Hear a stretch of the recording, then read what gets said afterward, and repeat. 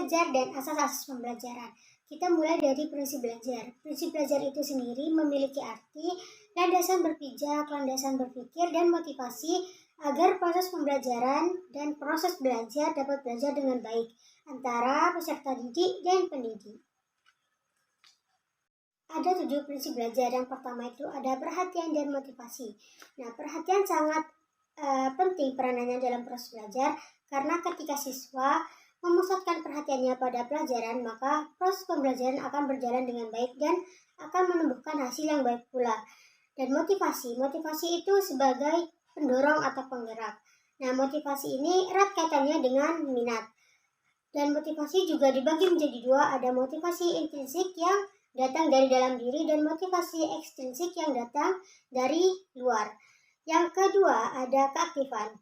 Nah, dalam keaktifan ini siswa tidak hanya menerima atau menelan konsep-konsep yang diberikan oleh guru, tetapi juga siswa memberikan respon. Yang ketiga ada keterlibatan langsung dan berpengalaman. Belajar paling baik itu melalui pengalaman, maka dari itu siswa tidak hanya mengamati secara langsung tetapi juga menghayati, terlibat langsung dalam hal perbuatan dan juga bertanggung jawab. Nah, dari keterlibatan langsung ini juga diharapkan dapat mewujudkan keaktifan siswa. Yang keempat itu ada pengulangan. Dengan adanya pengulangan, maka ingatan itu akan berkembang dan apabila terus diulang akan menjadi sempurna. Dengan pengulangan juga akan membentuk respon yang benar dan akan membentuk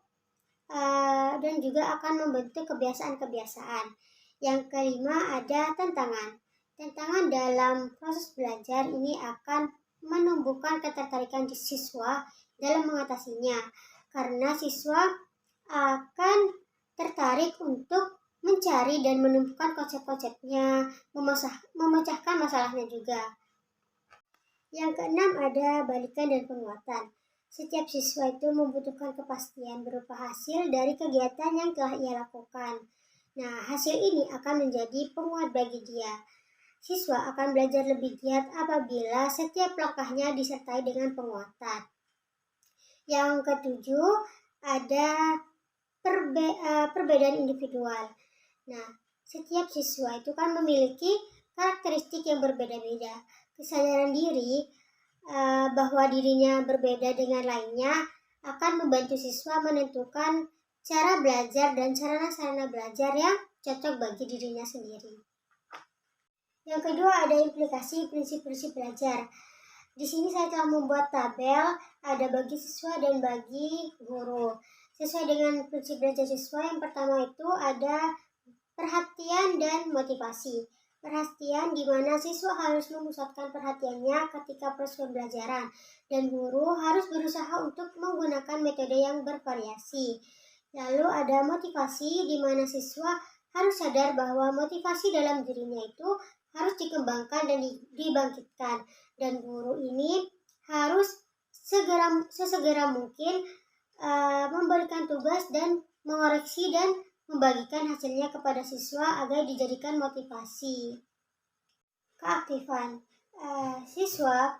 Keaktifan ini bisa berupa perilaku di mana siswa mencari informasi, menganalisis hasil percobaan, dan guru bisa dengan memberikan tugas secara individu atau kelompok. Keterlibatan langsung dan berpengalaman. Di mana siswa tidak segan-segan untuk melakukan tugas atau mengerjakan tugas yang diberikan kepada mereka, dan bagi guru tidak segan-segan melibatkan mereka siswa dalam segala kegiatan belajar. Pengulangan, di mana siswa harus bersedia untuk mengikuti atau mengerjakan latihan-latihan yang berulang, dan bagi guru harus membuat kegiatan pengulangan yang bervariasi dan mengembangkan atau merumuskan soal-soal latihan. Selanjutnya tantangan, di mana siswa melakukan eksperimen, melaksanakan tugas, atau memecahkan suatu permasalahan, dan guru bertugas untuk membimbing siswa. balikan dan penguatan, di mana siswa dapat mencocokkan hasil belajarnya dengan kunci jawaban dan menerima kenyataan dari skor yang telah ia capai, dan guru bisa memberikan pujian atau dorongan. Nah, yang terakhir ada perbedaan individual, di mana siswa bisa menentukan tempat duduknya sendiri, membuat jadwal pelajaran, dan guru berusaha mengenali karakteristik siswa untuk menentukan perlakuan yang tepat. Yang terakhir yang akan kita bahas dalam materi ini adalah asas-asas pembelajaran. Asas-asas pembelajaran adalah prinsip-prinsip umum yang harus dikuasai oleh guru dalam proses kegiatan belajar dan mengajar, atau dengan kata lain, asas pembelajaran adalah sesuatu yang dijadikan dasar bertindak atau berpikir untuk menciptakan proses belajar. Asas-asas pembelajaran. Yang pertama ada peragaan. Dengan adanya peragaan diharapkan pengajaran terhindar dari verbalisme atau siswa hanya tahu kata-katanya tanpa mengerti tetapi tidak mengerti apa yang dimaksud. Maka yang bisa dilakukan guru adalah menggunakan bermacam-macam alat peraga, meragakan pelajaran dengan percobaan atau perbuatan, lalu membuat poster-poster. Yang kedua ada minat dan perhatian. Minat dan perhatian ini sangat besar peranannya dalam proses belajar. Maka dari itu guru harus bisa membangkitkan minat dan perhatian peserta didik dengan cara menunjukkan pentingnya bahan pelajaran yang tengah disajikan, atau dengan berusaha menghubungkan apa yang diketahui siswa dengan bahan yang tengah disajikan, lalu mempersiapkan pelajaran dengan baik, menggunakan media, menghindari hal-hal yang tidak perlu, dan melakukan selingan sehat. Yang ketiga ada motivasi. Motivasi di sini sebagai pendorong untuk mencapai keberhasilan peserta didik yang dapat dilakukan oleh guru, yaitu memberikan pujian. Yang kedua yaitu memberikan kesempatan bagi peserta didik untuk mempraktekkan atau memberitahukan pengetahuan yang baru saja ia pelajari.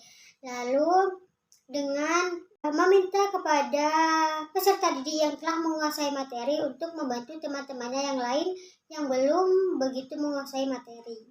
Selanjutnya ada persepsi, di mana guru menghubungkan antara materi yang akan dipelajari dengan materi yang sudah dipelajari. Nah, fungsinya adalah mempersiapkan kondisi fisik maupun mental siswa. Selanjutnya ada korelasi dan konsentrasi. Korelasi di sini maksudnya adalah hubungan antara mata pelajaran satu dengan mata pelajaran lainnya yang berfungsi untuk menguatkan pengetahuan siswa. Dan juga hendaknya guru menghubungkan antara pelajaran dengan kehidupan sehari-hari agar aktivitas pembelajaran memberikan makna tersendiri bagi siswa. Individualisme. Individualisme di sini maksudnya guru dituntut untuk memandang siswa sebagai individu yang berbeda dan memberikan perhatian kepada keunikan yang melekat pada tiap siswa, sehingga mudah untuk melakukan pendekatan dan dalam pembelajaran.